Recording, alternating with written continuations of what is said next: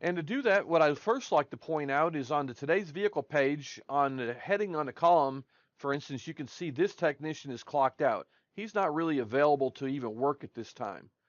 What I would like to do is actually go down here and clock in and let you be able to see live time what happens. So I'm going to tap the clock in button on my tablet, and you can see instantly it updated the top of the today's vehicle page, and now it says no activity, and it's going to start counting up a timer letting you know how long that technician hasn't been doing any work.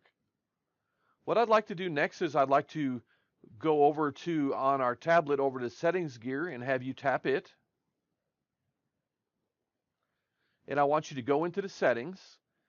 And the first thing we want to do is make sure we're set up for audible alerts. So in this case, I'm already set up, but if I wasn't, I would click on the drop down arrow with my finger, open it up, and make sure it's set to at least 10 seconds, and then tap off to the side.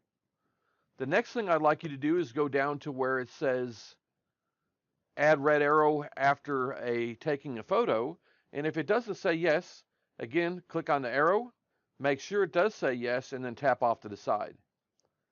Move down a little bit farther on the screen, make sure that it's assigned to only one technician, tap on the drop down box, verify only one technician selected, and then move down. When we get down to the bottom, I'd like you to click the back button. We should return to the screen. And at that time, I would like you to, at the top of your tablet, I would like you to adjust the volume level to make sure that we have the audio turned up.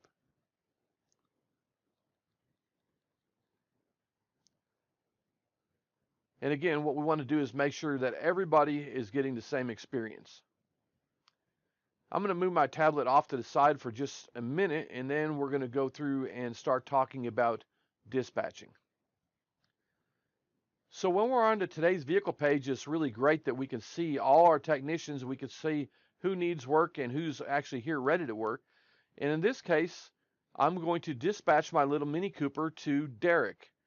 I'm going to move over, hover over the top dotted lines, hold down my left mouse button.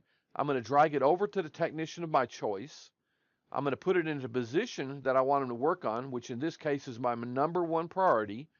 And when I do that, it's going to open up a box on the screen, and this is going to let me verify that, yes, this is the default technician for this repair order. It's automatically assigned. If there was more than one technician, I could actually use these drop-down boxes, and I could split this repair order if I need to.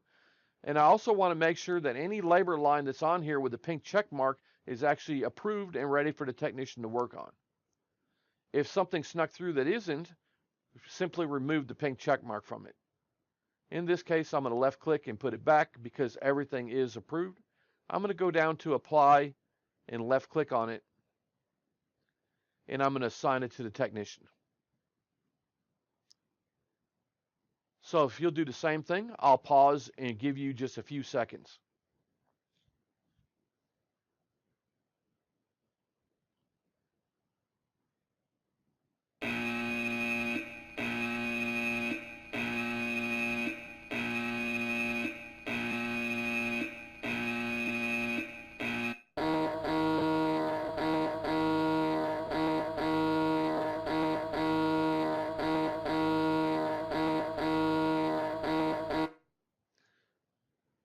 So if you followed the steps properly, you should have got an audible alert to the technician's tablet to let him know that it's time to get to work.